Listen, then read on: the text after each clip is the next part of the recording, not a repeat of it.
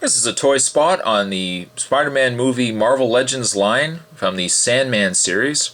Today we're looking at Doc Ock.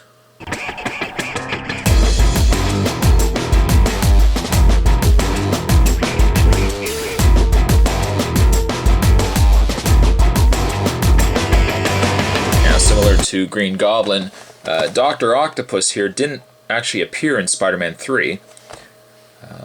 But I guess they really wanted to fill out the line. Certainly if they only had the characters from Spider-Man 3 in it, you probably would have only had about 5, maybe 6 figures in the line. So they wanted to fill it out, and because of that they threw in Doc Ock. Now I didn't personally mind. Doc Ock was actually one of the first figures I picked up from this line, because I didn't actually pick up Dr. Octopus from the Spider-Man 2 movie figures. Now, it ended up working out itself out, good or bad, that I picked up Doc Ock as a figure on its own. I really didn't want to get the set, and then as I got more and more figures, I finally just said, screw it, I'll just buy the whole set. Luckily, they were buy one, get one free, so it wasn't a total loss. As you can see, we've got Doc Ock down the side here. Scenes from Spider-Man 2.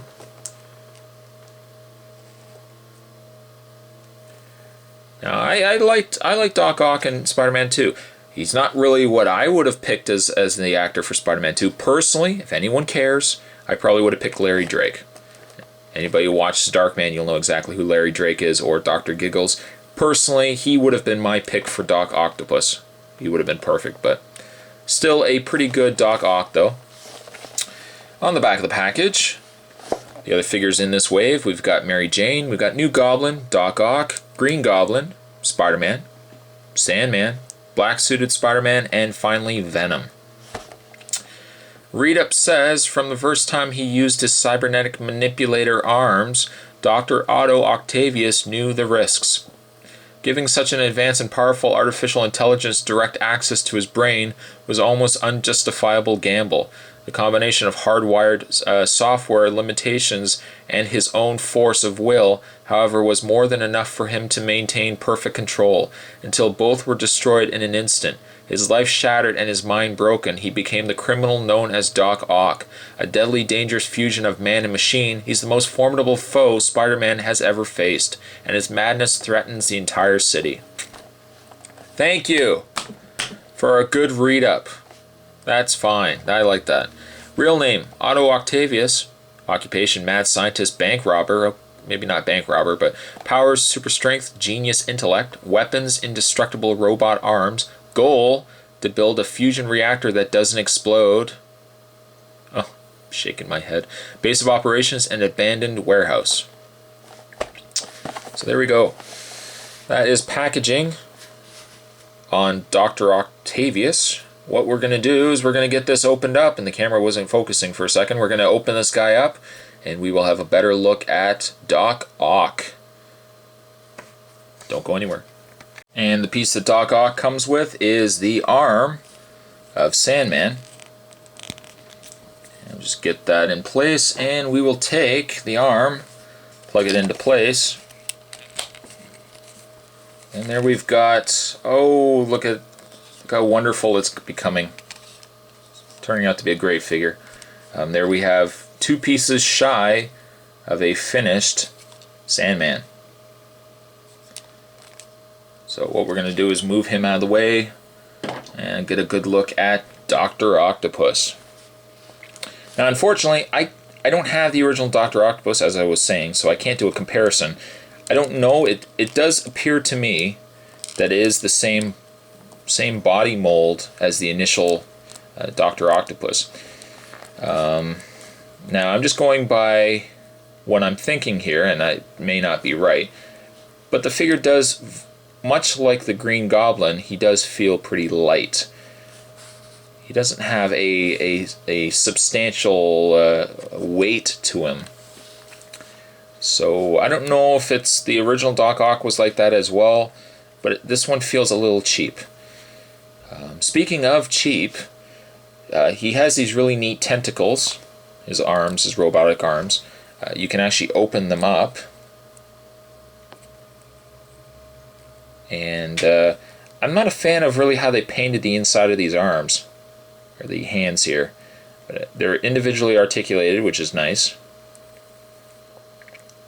There is also a wire in the tentacles here that you can bend the arms every which way, however you so see fit to have them. Get the other one opened up here so you guys can see. Yeah, I don't like how that's painted on the inside. Speaking of cheap, and I don't know the original Doc Ock had this or not, but the arms, the bottom arms, actually don't have wires. They're just loose, rubberized pieces of plastic, which are a shame because these are the arms that have the additional fingers. If you want to call them fingers, they're not really fingers, but they've got the additional pincers on them. If it had been wired, you probably could have got enough to get the figure just stand on them, but because they're just these loose rubber pieces, you can't really do much with them. They kind of just sit on your shelf, or wherever you got it displayed. They just kind of sit to the side. I'll give you guys a view of the back here. I did like the fact that he had the trench coat on. I thought that was a nice touch. Now, the face, Alfred Molina, is that the guy that played him? I'm trying to think here. But it does look like him. And again, if this is reusing the same body and same sculpt as the Spider-Man 2 figures, then of course it's going to be really detailed, because I did like the original sculpt on the Spider-Man 2 figures. Very well detailed, very well sculpted. Probably just makes sense that they would reuse the same body. Similar also to the original Doc Ock figure, he does also come with glasses that we'll try to put into place here. I feel like I'm all thumbs in this video. I'm not getting these pieces on here. And is there an actual area? Hold on, wait for it. I'm just trying to see if there's an actual area where you can pin these glasses on. Unless you just kind of tuck them above the ears. No, I can't get the glasses on. You think there would be some easy way, like there would be a hole.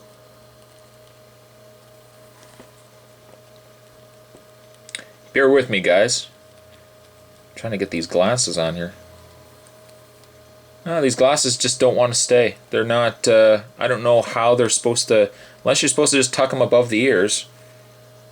But they don't want to stay. It's very interesting. Well, at any rate, he does come with his glasses, which I had the toughest time to try to get on. I'll just put them to the side for now. His jacket, as you can see, it's not removable. It might be removable, but his sleeves, obviously his arm sleeves, would still be there. As you can see, the interior of Doc Ock. In the way of his articulation, he has the ball-jointed head. He has a ball-jointed shoulder. You can rotate the arms at the bicep, bend the elbows 2 points in the knee. Or 2 points in the knee. You can bend the elbows at 2 points.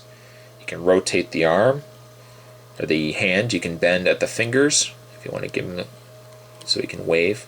Hello. No articulation in the waist. The legs are ball jointed, surprisingly loose too. You can bend the knees at 2 points. You can rotate the calf. You can swivel the foot. You can also bend the foot back and forth, and you can also bend at the toe. I guess also I'll note the articulation in the hand, in the individual claws. He's got one joint in the I guess the finger or claw end of it, and he's also got the articulation in the second point in the finger as well. The bottom hands, as I was mentioning earlier as well, seem to have 3 points of articulation. Got one, yeah, we got 1, 2, 3 points.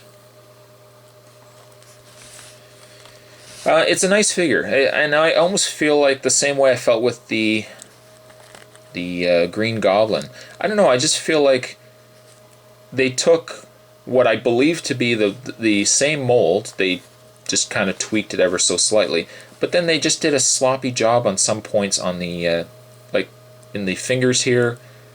I don't know, it just seems a little crude. I also don't like the fact that there's no wire in his lower tentacles. Had it been the case, you probably could have had him standing on them. I don't know how heavy he would have been, but I guess as a backup, you could have probably just get him on a stand or something and have him look like he's levitating, but I don't know, he's just a bit disappointing. Can't get the glasses on either, but really, with paint and everything aside, the lack of the wires here, he is a decent figure. And I am glad I picked him up. I might still want to go back and get the original Doc Ock from Spider-Man 2, because I'm feeling like he is the better of the figures between this guy and the original. But this guy, the Doc Ock, I'm going to give a 7 to. He hasn't redeemed the line at all, but he is still a pretty good figure. Hope you guys enjoyed it. That was a Toy Spot. Today we're looking at the Marvel Legends Spider-Man movie line of figures from the Sandman series. Today we were looking at Doc Ock.